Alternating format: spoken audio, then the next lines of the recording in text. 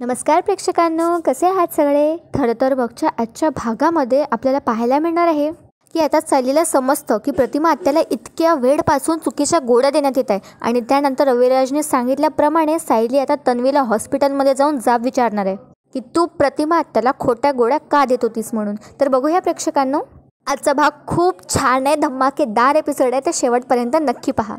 आता जेव्हा अर्जुन आणि सायली गेटवरती गेले असतात तेव्हा आता अर्जुन सायलीच्या लहानपणीची गोष्ट टाळण्यासाठी तिला आता सांगत असतो की हे बघ सायली, ते लहान मुलं दिसतात का तुला भेळ खाताना? तर लहानपणी मी आणि तन्वी अशीच भेळ खायचो, एकत्र भेळ खायचो, एकत्र अभ्यास करायचो आणि पूर्णाजी आम्हाला म्हणायची अभ्यास फटाफट करा, मग मी तुम्हाला चॉकलेट देईन. आता सायली ऐकत तर असते ही गोष्ट, पण तिला नेहमीसारखे असे भास होत असतात आणि तिला काही गोष्टी तिच्या कानावरती पडत असतात.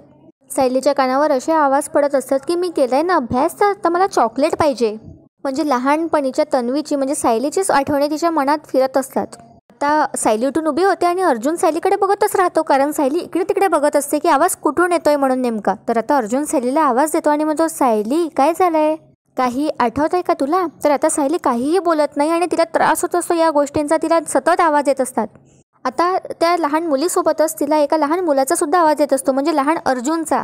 आणि सायलीला आता चक्कर यायला लागते. तर आता अर्जुन तिला थांबवतो आणि म्हणतो, सायली काय झालंय? बरं जाऊ दे, मला हे सांग ना, तू अभ्यास केल्यावर तुला कुठलं बक्षीस मिळायचं? म्हणजे तुला मधुभाऊ किंवा तुझे आई बाबा देत असतील ना, तुला काही आठवत आहे का ग की तू खूप लहान होतीस तेव्हा? यू नो वॉट, मी आणि तन्वी लहान असताना आम्ही खूप चित्र काढायचो, आम्हाला डॅड शिकवायचे. तुला कोणी शिकवलं ग चित्र काढायला? की तू स्वतः शिकलीस की तुझ्या आईबाबांनी शिकवलं? आता सायलीला प्रेक्षकांना परत आवाज येऊ लागतात आणि आता सायलीला भास होतो की लहानपणीची सायली म्हणजे तन्वी, खरी तन्वी आवाज देते तिच्या आईला आणि तसाच सायली जोरात आई अशी किंचाळते आणि आई असं किंचाळल्याबरोबर सायली आता तिथेच चक्कर येऊन पडते. आता अर्जुन खूप उठवण्याचा प्रयत्न करतो आणि म्हणतो, सायली उठ ना. सायली, तिथे आता काही लोक जमा होतात आणि अर्जुन एकाला पाणी मागतो. त्यातला लवकरच एक जण पाणी आणून देतो आणि अर्जुन त्याच्या तोंडावरती वगैरे मारतो. आता थोड्याच वेळात आता सायलीला जाग येते. म्हणजे अर्जुन खूप प्रयत्न करतो सायलीला उठवण्याचे आणि तिला आवाज देतो, तेव्हा कुठे सायली जाऊन उठते. आणि आता सायलीला शुद्ध आल्यावर अर्जुन म्हणतो, सायली तू ठीक आहेस ना? आणि तिला पाणी वगैरे प्यायला घालतो. त्यानंतर सायलीला कळतच नसतं की हे सगळं काय होत आहे म्हणून. तर इकडे आता सीन शिफ्ट होतो. आता प्रतिमा कल्पनाजवळ जाते आणि ठरल्याप्रमाणे आता कल्पनाला वळवत असते सायलीच्या बाजूने. तर वरून आता प्रताप आणि अस्मिता दोघेही बघत असतात आणि आता ही जी अस्मिता असते ती ऑल द बेस्ट करते प्रतिमाला. तर आता प्रतिमा जाते कल्पनाजवळ आणि कल्पना किचनमध्ये काम करत असते. तर आता पहिले तर प्रतिमा विचारते, का गं मी काही मदत करू का तुला? तर आता कल्पना म्हणते, नाही गं नको नको, अगं करते मी. आणि तसं काय आहे ना, हल्ली किचनमध्ये येण्याची माझ्यावर वेळच येत नाही. आज मला संधी मिळाली आहे तर स्वयंपाक करू देत की? तर त्यावर आता प्रतिमा म्हणते, आता सगळं काम सायलीच करते ना? तर आता कल्पना आश्चर्यानेच बघते प्रतिमाकडे. तर प्रतिमा म्हणते, फार लागवी मुलगी आहे ग ती, अगदी तुझ्यासारखी. तर आता या दोघांना ऐकूनच असेल प्रताप आणि अस्मिताला, तर अस्मिताशी झुकून बघते. तर आता प्रताप तिला म्हणतो, अगं ये पडतीयस का? तर आता अस्मिता म्हणते, अहो डॅड ऐकून येत आहे ना? तर आता प्रताप म्हणतो, अगं थांब ग. तर अस्मिता म्हणते, मी खालीच जाते. तर प्रताप म्हणतो, ए कुठे चाललीस? त्यांना बोलू दे, तू गपचूप इथे उभी राहा. तर आता प्रतिमा सगळं काय सांगू लागते कल्पनाला आणि म्हणते, जेव्हा सायली मला पहिल्यांदा या घरात घेऊन आली ना, तर तेव्हा माझ्याशी ती खूप गप्पा करायची. तुला माहिती आहे का कल्पना, काय सांगायची ती मला आणि कोणाबद्दल सांगायची? तर आता इकडे कल्पना विचारते, कोणाबद्दल? तर आता प्रतिमा म्हणते, तुझ्याबद्दल. अगं कल्पना, तुझं कौतुक करून ती थकत नव्हती. मला म्हणायची, माझी सासू आहे, माझी यशोदाच आहे. हां, मला जन्म दिला नसेल तिने, पण तरी माझ्यावर माझ्या सख्ख्या आईपेक्षा जास्त प्रेम केलं आहे. आता कल्पनाला सगळ्या जुन्या गोष्टी आठवू लागतात. तसा सायली आणि कल्पनाचा छान बॉन्ड होता आणि आता कल्पना थोडी इमोशनल होते. तर आता प्रतिमा पुढे सुद्धा सांगू लागते की तिने कधीच मला एकटं पडून दिलं असं वगैरे सायली सांगत होती. आणि पुढे प्रतिमा म्हणते, एवढं सगळं बोलायची ना ती तुझ्याबद्दल? आणि त्यानंतर आता प्रतिमा लगेच म्हणते, नाही मला तर असं वाटतंय ना सायली खोटंच बोलायची माझ्यासोबत. तर आता कल्पना आश्चर्याने बघते. तर आता प्रतिमा म्हणते, हां, कारण तुझं आत्ताचं वागणं बघितलं ना तर ते यशोदेसारखं अजिबातच नाही आहे. आई आपल्या मुलांच्या सगळ्या चुका पोटात घालते, त्यांच्यावरचा राग नाही करत. आणि तू बघ ना, तू सायलीवर इतका राग धरलायस ना जितकं कोणी आपल्या शत्रूवरही नाही धरत. आता कल्पना त्यावर काहीही बोलत नाही ना आपलं काम करत असते. तर प्रतिमा म्हणते, खरं तर यशोदेला देवकीपेक्षा जास्त भाग्यवान मानलं जातं. रक्ताचं नातं काय कोणीही जपेल ग, पण जे मनाचं नातं जपते ती खरी आई. आणि आता कल्पनाकडे बघत प्रतिमा म्हणते, अशी यशोदा मला परत या घरात दिसेल का गं? आणि आता प्रतिमासुद्धा इमोशनल झाली असते हे सगळं सांगताना. आणि त्यानंतर आता प्रतिमा म्हणते कल्पनाला, नाही मला उत्तर नको देऊस, एकदा तू स्वतःला विचार, स्वतःशी बोल, स्वतःला थोडे प्रश्न विचारून त्याची उत्तरं शोध कल्पना. मग कदाचित तुझ्या लक्षात येईल की ज्या मुलीला तू एवढी माया लावलीस तिला परत तूच पोरकं केलं. आता प्रतिमा तिथून चालली जाते एवढं म्हणून. आणि त्यानंतर आता कल्पना विचार करत राहते आणि कल्पना खूप रडू लागते. हे सगळं जुनं त्यांचं आठवून, कसं सायली आणि तिचा बॉन्ड होता आणि सगळ्या जुन्या गोष्टी आठवून आता कल्पना इमोशनल होते. तर आता इकडे दुसरीकडे आपल्याला पाहायला मिळतं, अर्जुन आता सायलीला विचारतो, काय गं काय झालं तुला, अचानक चक्कर कशी आली? तर सायली म्हणते, अहो मला असं अचानक गरगरल्यासारखं झालं हो. तर आता अर्जुनला प्रश्नच पडतो आणि अर्जुन म्हणतो सायलीला, अगं पण आपण आता छान गप्पा मारत होतो, तर असं अचानक कसं काय झालं? तर सायली म्हणते, मला पण काही नीट नाही कळत आहे हो, पण तुम्ही जेव्हा बोलत होतात ना तेव्हा मला असे आवाज येत होते आणि असे विचित्र विचित्र भास व्हायला लागले. आता अर्जुन विचार करू लागतो की असं काय झालं म्हणून. तर आता सायली म्हणते, मला एका लहान मुलीचे आवाज यायला लागले, ती तिच्या आईला हाक मारत होती आणि काहीतरी बोलत होती. तर आता अर्जुन विचारतो, कुठली लहान मुलगी? तर सायली म्हणते, ते काही मला माहिती नाही, पण मला हे भास असे काही पहिल्यांदा नाही झालेत. तर आता अर्जुन विचारतो, मग? तर आता सायली पुढे सांगू लागते की मला नेहमीच असे भास होतात, पण का होतात नाही कळत. तर अर्जुन आता सायलीला म्हणतो, रिलॅक्स, आपण एक काम करू, आपण आता डॉक्टरकडे जाऊया. तर आता सायली नकार देते आणि म्हणते, नको नको, आता नको, आता मी बरी आहे. तर अर्जुन म्हणतो की ओके, मग आपण आता घरी जाऊ आणि तू आराम कर थोडा, आणि परत काही तुला असे भास झाले तर आपण डॉक्टरांशी बोलू. आणि आता काही अश्विनसोबत हे सगळं डिस्कस करण्यात काही अर्थ नाही आहे. मग मी एक काम करतो, डॉक्टर देशपांडेला फोन करतो. तर आता सायली म्हणते, बरं ठीक आहे, चला घरी आता.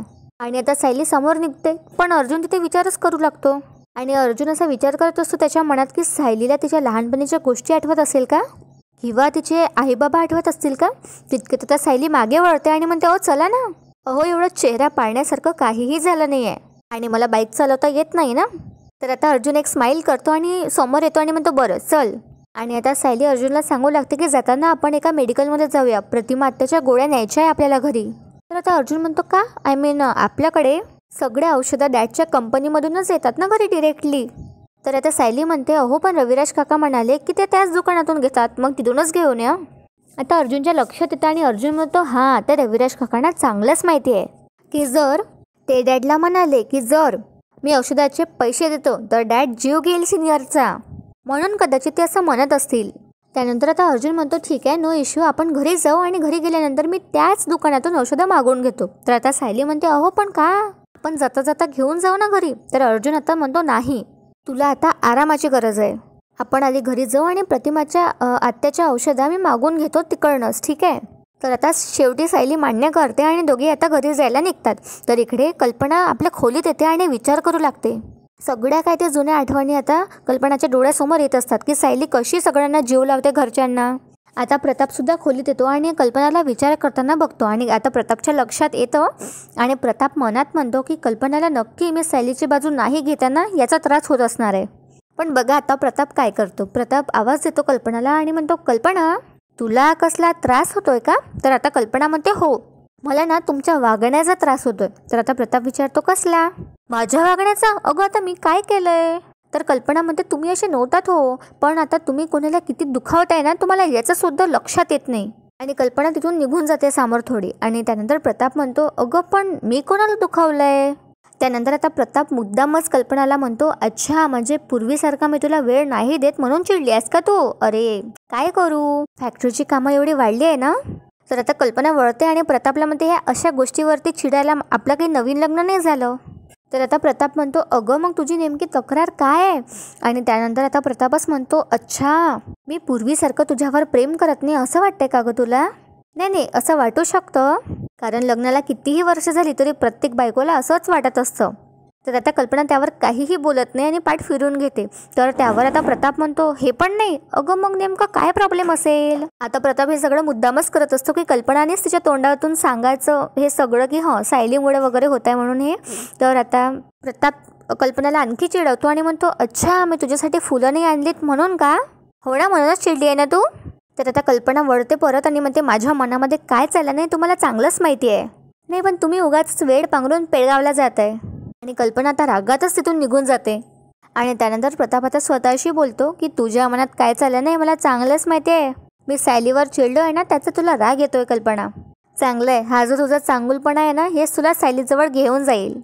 आता आपल्याला सुभेदारांकडे रविराज येणार आहे हे सगळं दाखवलं जातं. तर इकडेच त्याआधी रविराज आपल्या घरी असतो आणि सुमन आता रविराजला विचारते, काय हो भाऊजी, तुम्ही मुंबईला जाणार होतात ना?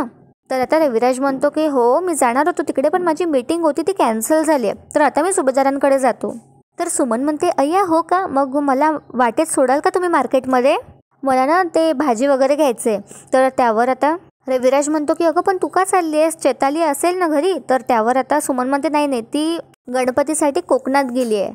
एरवी ही सगळी कामं वहिनीच करतात, पण आता त्या नाही तर मलाच बघायला हवं ना. तर त्यावर आता रविराज म्हणतो, नाही, तिला तिचं माहेर पण मनसोक्त भोगू दे, चल मी सोडतो तुला हा वाटेत. त्यावर आता सुमन म्हणते, हो हो ठीक आहे. तर दुसरीकडे आपल्याला पाहायला मिळतं हॉस्पिटलचा सीन दाखवला जातो आणि ही प्रिया मस्तपैकी अशी लेटली असते आणि अश्विनला बघून ती एकदम नॉर्मल होते आणि म्हणते, अश्विन आलास तू? आणि त्यानंतर तिथे एक कॉन्स्टेबल असते लक्ष ठेवून या प्रियावर. तर अश्विन तिला म्हणतो की तुम्ही थोडा वेळ बाहेर थांबाल का प्लीज? तर ती कॉन्स्टेबल बाहेर चालली जाते आणि आता लगेच प्रिया म्हणते, अश्विन मी तुझीच वाट बघत होते. अरे तुला माहिती आहे का, मला ना चांगली भूक लागली आहे. मला ना तुला माहिती आहे का, घरच्या जेवण आणणार होतास ना तू, त्या विचारानेच मला बहुतेक भूक लागली आहे. तर त्यावर अश्विन म्हणतो, अच्छा चला, म्हणजे तुला भूक लागते म्हणजे तुझी तब्येत सुधारते हे याचं लक्षण आहे. आता प्रियाच्या लक्षात येतं हिला बरं वाटणार म्हणजे हिला परत जेलमध्ये जावं लागणार म्हणून. तर आता अश्विन म्हणतो प्रियाला, जेवणाचं घेऊया का मग? तर आता ही प्रिया लगेच नाटकं करू लागते आणि म्हणते, नाही म्हणजे तब्येत सुधारते की नाही हे कळतच नाही अरे मला, असं सकाळी पण गरगरत होतं. तर आता अश्विन म्हणतो, हरकत नाही आहे, तसं पण बरं व्हायला थोडा वेळ लागेलच. त्यानंतर अश्विन आता एक प्लेट काढतो आणि हिच्यासाठी वाढत असतो सगळं. तर आता प्रिया विचारते, कोणी केलंय जेवण, सायलीने की विमलताईने? तर अश्विन गप्प राहतो, काहीही बोलत नाही, पार्सल वगैरे त्यातले काढत असतो. आता प्रियाच्या हे लक्षात येतं की हे जेवण बाहेरचं आहे आणि आता प्रिया म्हणते, हे काय, तू तर घरून जेवण आणणार होतास ना, पण हे तर मला बाहेरचं दिसतंय, तू हॉटेलमधून आणलंस का जेवण? तर अश्विन म्हणतो, हो, हे जेवण मी बाहेरूनच आणलंय. तर आता प्रिया म्हणते, का? तर अश्विन म्हणतो, आपल्या घरून तुझ्यासाठी डबा आलेला नाही आणि येणार सुद्धा नाही आहे, कारण सायलीने तुझ्यासाठी जेवण द्यायला साफ नकार दिलाय. आता या प्रियाला धक्का बसतो हे ऐकून आणि प्रिया म्हणते, का? तर आता इकडे सीन शिफ्ट होतो आणि आता घरचा आपल्याला दाखवला जातं. तर आता सायली आणि अर्जुन परत आले असतात डेटवरून आणि अस्मिता परत आपल्या कॅरेक्टरमध्ये येते आणि सायलीला बघितल्याबरोबर म्हणते, काय गं विमल, तुला घरातली कामं करायची की असं बाहेर भटकायला जायचं आहे कुठे? तर सायली आता अर्जुनकडे अशी आश्चर्यानेच बघते, तर अर्जुन काहीही बोलत नाही. तर आता प्रतिमाच म्हणते, काय झालं गं? आणि आता विमलसुद्धा येते लगेच आणि म्हणते, हो अस्मिता ताई, काय झालंय, मी कामच तर करते ना. तर अस्मिता उठून उभी होते आणि विमलला म्हणते, आता काय उलट उत्तर देणार आहेस का तुम्हाला? आता प्रतिमा म्हणते, काय गं अस्मिता, तुला एकदम काय झालंय? तर अस्मिता म्हणते, तुला सांगून काय फायदा प्रतिमा आत्या, तू तर सायलीचीच बाजू घेणार आहेस ना. तिला मम्माने बाहेर जाण्याची परमिशन काय दिली? तिने अख्खा दिवस घराबाहेर काढला, आता घरातली सगळी कामं मलाच करावी लागते. तिथे आता कल्पना आणि प्रताप सुद्धा येतो आणि आता कल्पना म्हणते अस्मिताला, हो का, अगं अशी तू काय तयारी केली आहेस का, सांग जरा. तर अस्मिता म्हणते, करणारच होते ना मी विमलला सांगते ते तांब्याची भांडी आहे ना, ते स्टोरूममधून काढ म्हणजे ते घासता येतील. आता असं ही बहाणा बनवत असते. तर आता विमलला आश्चर्यच वाटतं. तर त्यावर आता सायली म्हणते, मी काढून ठेवते हा अस्मिता ताई. तर विमल थांबवते सायलीला आणि म्हणते, सायली ताई तुम्ही राहू द्या, मी काढते. तर कल्पना थांबवते आणि सगळ्यांना आणि म्हणते, थांबा, कोणालाही काही काढण्याची गरज नाही आहे. आणि आता कल्पना चांगली ओरडते अस्मितावर आणि म्हणते, काय गं अस्मिता, आपण काय गणपतीला तांब्या पितळची भांडी वापरतो का गं? आता अर्जुन डोक्यावरती हात ठेवतोय, कारण यांचा प्लॅन फ्लॉप झालाय आणि यांच्यावरच उलटलाय म्हणून. तर आता अस्मिता म्हणते, नाही वापरत का आपण? तर आता कल्पना म्हणते, नाही ना, मग आपण जी वापरतो ना चांदीची भांडी, ते हिने म्हणजे सायलीने कालच लख्ख करून ठेवली आहे. आता प्रताप आणि अर्जुनला आश्चर्य वाटतं आणि प्रतापला आता अर्जुन खुणावतो, बघा डॅड म्हणून कशी कल्पना खडसावत आहे अस्मिताला. तर इकडे आता सीन शिफ्ट होतो आणि आता प्रिया म्हणते अश्विनला, ती तर माझी बालपणीची मैत्रीण आहे आणि ती माझी सख्खी जाऊ सुद्धा आहे, तरी तिने डबा नाही दिला. आणि मग अश्विन, अरे आई काय म्हणाली, ती ओरडली असणार ना सायलीवर? तर अश्विन म्हणतो, मम्मा अजिबात नाही, ती तर गप्पच होती. आणि डॅटर म्हणाले की या घरून तुला कुठलीही मदत नाही मिळणार आहे. खरंच सॉरी, मला ना लाज वाटते की मी त्या घरात जन्माला आलोय.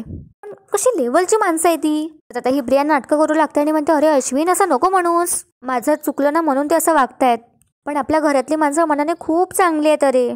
तर अश्विन म्हणतो, काय तन्वी तू त्यांची बाजू घेतेस, कमाल आहे तुझी. त्यांची सुद्धा खरंच कमाल आहे, जाऊ दे, मला त्यांचा विचारच नाही करायचा आहे.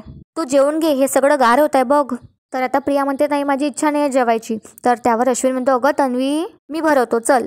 तर आता प्रिया म्हणते नको आहे अश्विन, खरंच नको आहे. त्यानंतर अश्विन म्हणतो अगं तन्वी जेवली नाही तर तुला एनर्जी कशी येईल, बरं कसं वाटेल. आणि आता अश्विन स्वतःच्या हाताने या प्रियाला आता चारू लागतो. तर आणि प्रिया विचारच करू लागते की याची भिंडोक फॅमिली आता माझ्या खूपच विरोधात गेली.